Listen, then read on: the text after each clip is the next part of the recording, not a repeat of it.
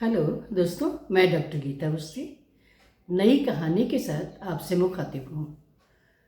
दोस्तों, नारी जीवन अनगिनत संभावनाओं से भरा हुआ है।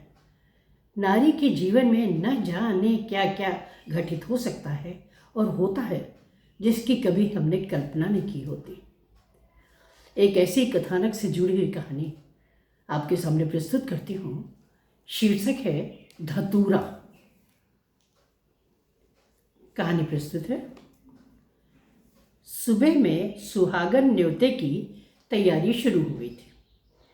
छोटी भाभी श्वेता बहुत नर्वस हो रही थी।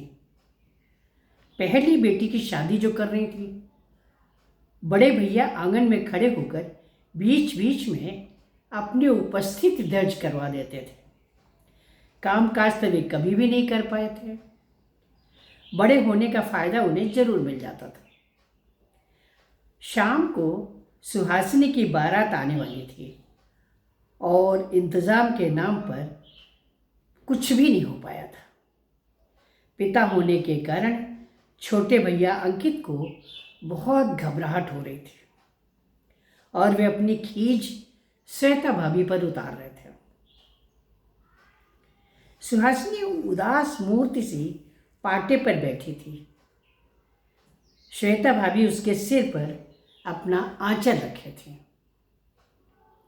एक के बाद एक सुहागन महिलाएं सुहासिनी के माथे पर सिंदूर लगाती जा रही थीं। सुहासिनी की ममेरी भाभी चहक चहक कर गा रही थी।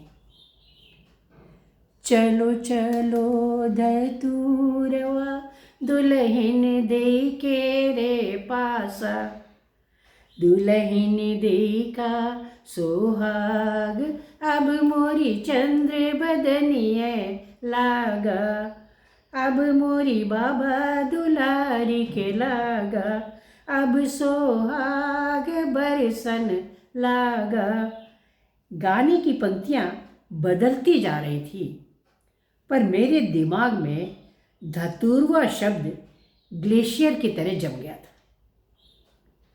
धतूरवा शब्द सुनकर ही तो मीठू ने कहा था, आप लोग लड़की को धतूरा क्यों कहते हैं? और क्या कहें, उसकी दादी ने जवाब दिया था, शादी के पहले शादी ना हो पाने के कारण, दहेज के कारण धतूरा सी लगती है। बाद में ससुराल में दुखी हुई तो घर वालों को धतूरा सा कष्ट देती है। कई लड़कियां हो गई तब तो माँ बाप धतूरा का पेड़ ही बन जाते हैं। सुनकर सभी हंस पड़े थे। आज पूरा महीना बीत गया था, पर कागज पर लिखी मीठू की पंक्तियां ज्यों की त्यों आंखों के सामने हैं।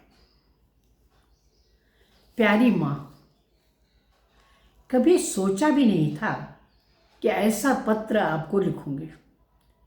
मैं जानती हूँ माँ, ये पत्र मिलने के बाद आप खुलकर रो भी नहीं पाएंगे। पापा कहेंगे कि खानदान की इज्जत का सवाल है। खानदान की इज्जत का ख्याल है या नहीं, घर में और भी बेटियां भी तो बैठी हैं। पापा लगातार यही दोहराते रहेंगे, लेकिन माँ, किसी का किया कोई और क्यों भुगतता है? ये बात मेरी समझ में आज तक नहीं आई। घर एक बोझ, पति के घर एक अनचाही पराई चीज, बेटों के अधीन एक दबी सहमी माँ। कभी भी कोई दिल से अपनाना नहीं चाहता लड़की को। माँ, आपने तो इकलौता बेटा दामाद के रूप में चुना था ताकि आपको मीतू पलंग पर बैठी हुक्म चलाने वाली रहे, लेकिन सब कुछ मनचाहा तो नहीं हो पाता। मैं सच कहती हूँ माँ, आपके दामाद से मुझे कोई शिकायत नहीं।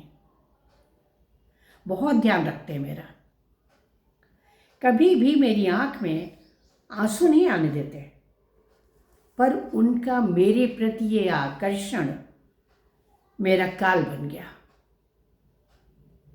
शुरू शुरू में तो सासू माँ ने भी मेरा बहुत ध्यान रखा। सुबह की चाय स्वयं बेडरूम में दे आती थी। मेरे मना करने पर भी सुबह ठीक 6 बजे बेडरूम के दरवाजे पर उनकी ठक ठक की आवाज़ आने लगती थी।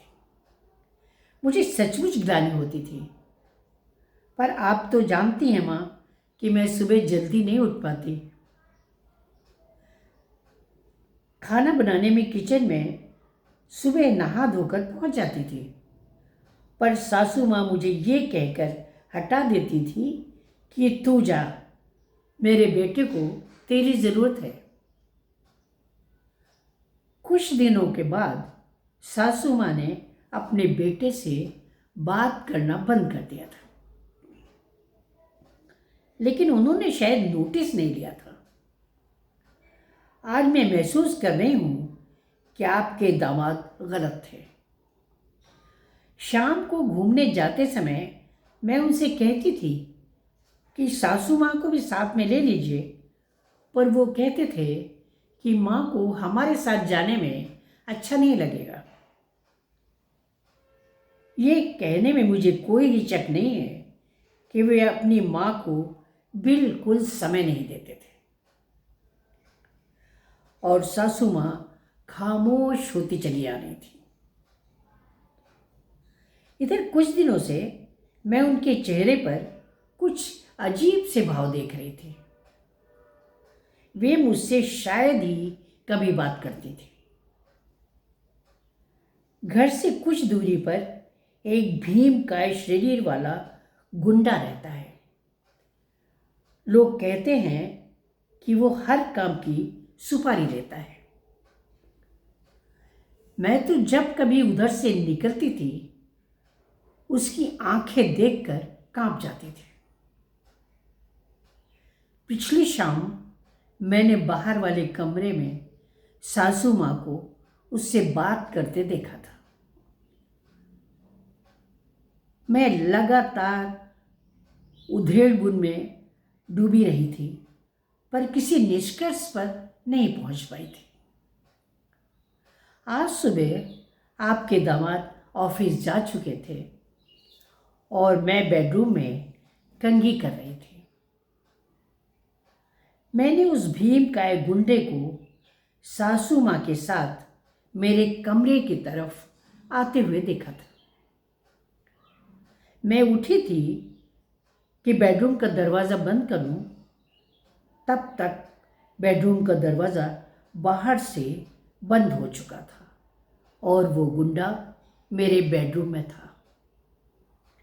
माँ आपकी मीतू पर कटे पक्षी की तरह फड़फड़ा कर रह गई थी। माँ नारी धतूरा होती है, तभी तो सासू माँ ने मुझे जहर दे दिया।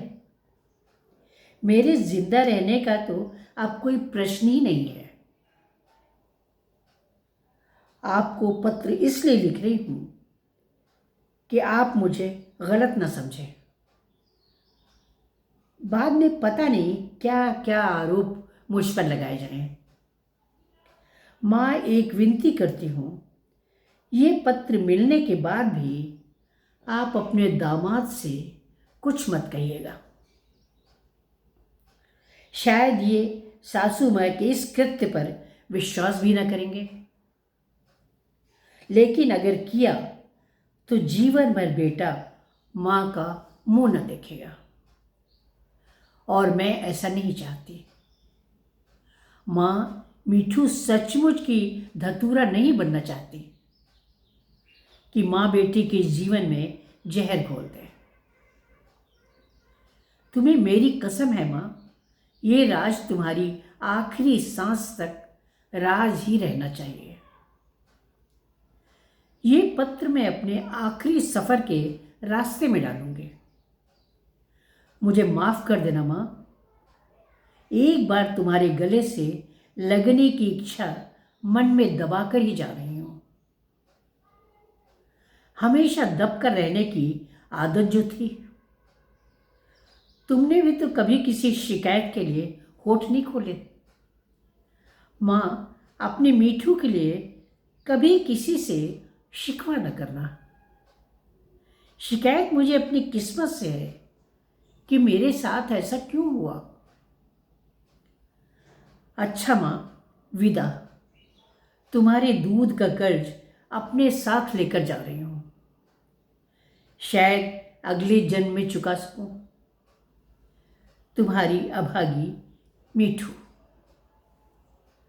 मीठू का पत्र मेरी आंखों के सामने बार बार नाच रहा था।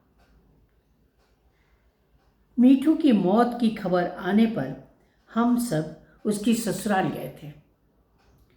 उसकी सास गुमसुम सी थी। शायद पश्चाताप की भावना से उनका दम घुटा जा रहा था। मीतू की मृत्यु के 15 दिन बाद उसकी सास ने नींद की गोलियां खानी थी और हमेशा के लिए सो गई थी। दामाद तो पत्थर के बुत बन गए थे। उन्होंने कहा था, माँ, समझ नहीं पा रहा हूं कि आपकी बेटी ने आत्महत्या क्यों की। यकीन करिए, मैंने जानबूझकर उसे कोई कष्ट नहीं दिया। मीठू ने एक बड़े प्रपात में ऊंचाई से छलांग लगा दी थी। झाड़ियों में अटका हुआ मृत शरीर 5 किलोमीटर दूर मिला था। मीठू की आत्महत्या का प्रकरण पुलिस भी नहीं सुलझा पाई थी। पति का प्यार, वो घर के शांत वातावरण के साक्षी पड़ोसी थे। लेकिन उस खामोशी के अंदर एक ज्वालामुखी सुलग रहा था। ये किसी को पता नहीं था। सारे राज मीठू अपने साथ ले गई थी। घर लौटने पर मीठू का पत्र मिला था। संयोग से डाकिये ने पत्र मेरे हाथ में ही दिया था और मैंने सोचा था, क्या लड़की सचमुच धतूरा होती। नमस्कार।